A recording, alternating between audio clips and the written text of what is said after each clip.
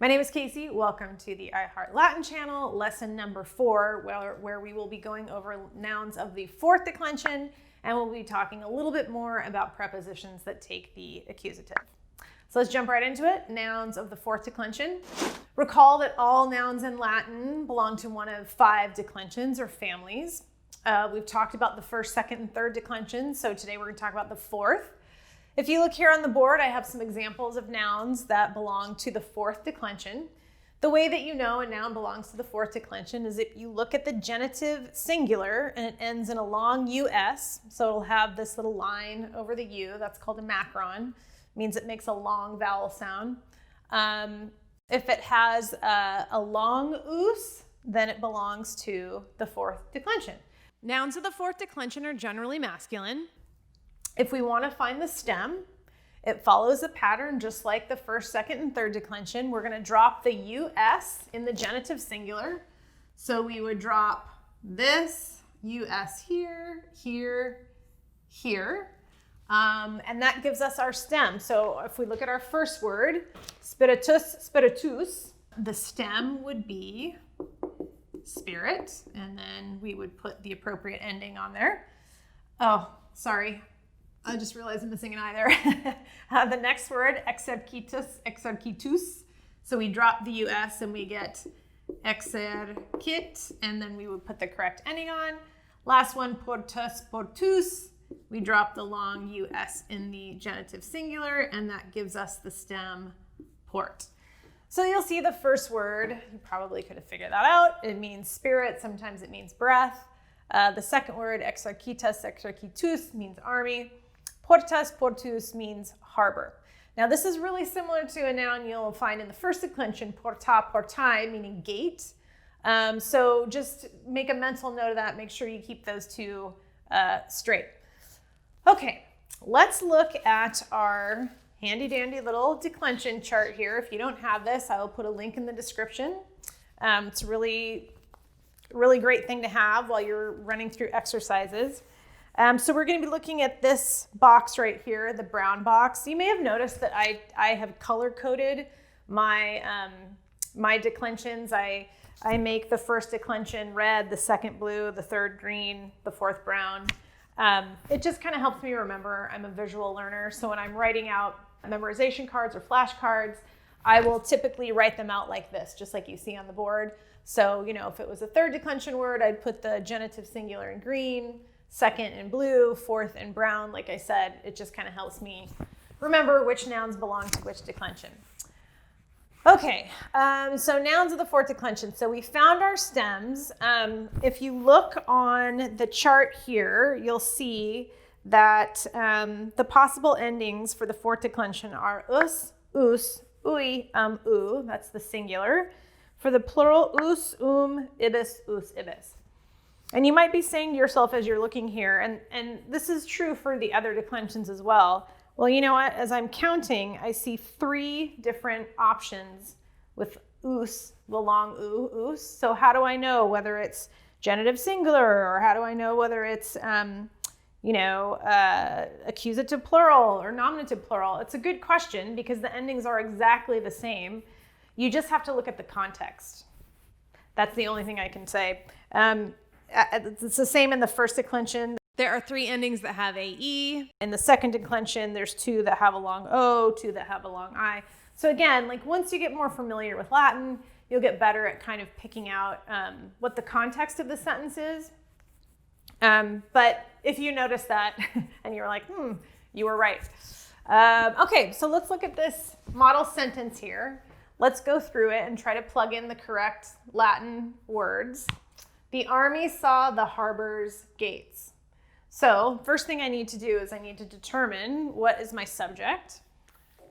So I will consult my little question ID cheat sheet here. Again, I'll put the link in the description. If you don't have this already, you can print it out. The first question I ask is, who or what is this sentence about? This sentence is about the army. So here is my subject, which if I look at my cases over here, it's my nominative case.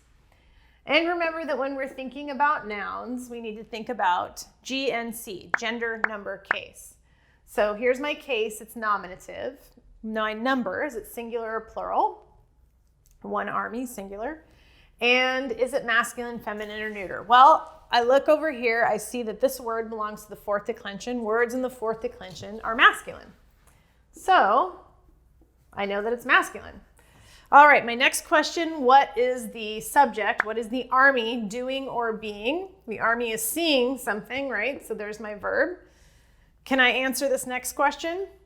The army saw who or what? What did the army see? It saw not the harbors, right? It saw the gates. So this right here is my direct object, my accusative. If I look over here, the accusative case is the direct object case. Gates is the singular or plural. Well, this happens to be plural. We're talking about more than one gate. And is it masculine, feminine, or neuter? Well, if we look at, so this is going to be interesting because what's my word for gate? It's porta, portai, which is really similar to portus, portus. They have the same stem, but the word for gates is in the first declension, right? It's feminine in the first declension, even though the stem is exactly the same. So I know because I've memorized the word for gate is porta, portai. I know that's in the first declension, and so I know that that's feminine. And then when I look at this word, harbors, what question does that answer? Does it answer the question whose? Whose gates? Yes, indeed it does. That tells me that this is my genitive, my possessive case. And is it singular or plural? I'm only talking about one harbor, so that's singular. And is it masculine, feminine, or neuter? Well, if I look over here on my list, I see that the word for harbor is in the fourth declension, which makes it masculine. All right. I've said this before, but in Latin, there is no such thing as the word the in sort of a limiting article adjective way. That's the way that we would use it in English. So you don't need to worry about translating these words. We'll just omit them for now. If you were translating Latin to English, though, you would have to put them back in. So, if you're translating a Latin sentence into English, you would add the thes back in. Same with the word a. Latin doesn't really have a word for a, as in a gate or a sandwich, something like that. Okay, so let's plug the correct words in and let's put it in the order that would probably come in Latin. So remember that in Latin, the order is not as important, but just sort of generally tends to be subject, object, verb, which is very different than English, which is subject, verb, object. So we're just going to go through. Verbs tend to come last, so we'll put this in the right order. Okay, so the first word that would come in my sentence is the word army. So if I look on my chart, my fourth declension ending options, I've already determined that it's nominative singular. So I come down and I look at my chart. So nominative singular ending for exarchitus. Exarchitus would be exarchitus. Okay, not the long U, the short U, exarchitus. All right, the word that would come next would be my direct object. So that is porta, portai. That is in the first declension. And remember that the way we find the stem in the first declension is we drop the AE in the genitive singular. So my stem for that word would be port. Exactly the same stem here as in the fourth declension. But I'm going to use first declension endings, and that's what's going to tell me, oh, that's the word for gate, not harbor. So I have a plural accusative first declension word here. So I'm going to look in the first declension options. Accusative plural is going to be as, so portas. Okay. And then the word harbors is going to come next. My possessive tends to follow the object, not come before it like it does in English. So again, my word for harbor over here in the fourth declension is portus, portus, exactly the same stem. However, it's going to have fourth declension endings because that's the declension it belongs to, not first. So I've already determined that this is genitive singular. So I'm going to look down here. Genitive singular ending for this word, portas, portus, is portus. And then my verb is going to come last. We'll talk about verbs later, but the correct verb there is videt. It's where we get means to see, where we get our word video. Okay, so this is how this sentence would look. Exercitas, portas, portus, videt. Any questions? Feel free to put them in the comments section. I will get back to you as soon as possible. Okay, so that is the fourth declension. Let's talk really briefly about prepositions that take the accusative. So I talked about this in one of the other lessons. Most of the time, an object of the preposition will be in the ablative case. That is your official object of the preposition case. However, some prepositions take the accusative, and again, whatever curriculum you're using, it'll probably be listed if it takes the accusative instead of the ablative. You can assume that a preposition takes the ablative unless it specifically says. So the word in is kind of interesting. It can be used in a couple of different ways in Latin. It can mean several different things. When it's used with the accusative, it can mean into, against, upon. When it's used with the ablative, it can mean in or on. So the way that you know what kind of how to translate it, or whether to use the accusative or the ablative, just remember if there's action, you're going to use the accusative. So action, accusative. If there's no action implied, then you'll use the ablative. So for instance, if someone's just sitting on a mountain, not doing anything, you would use the ablative with the word in. If someone was walking into a store, you would use the accusative case with the word in because there's action implied there. So let's look at two different uses of the word in Latin. Okay, so if we look at these two sentences, Caesar sits in the forest, Caesar walks into the forest. It's easy to tell. In this first sentence, there's no action implied. Caesar's just sitting in the forest. He's not really doing anything. So in this case, we would use what? The accusative or the ablative? When there's no action implied, the accusative or the ablative?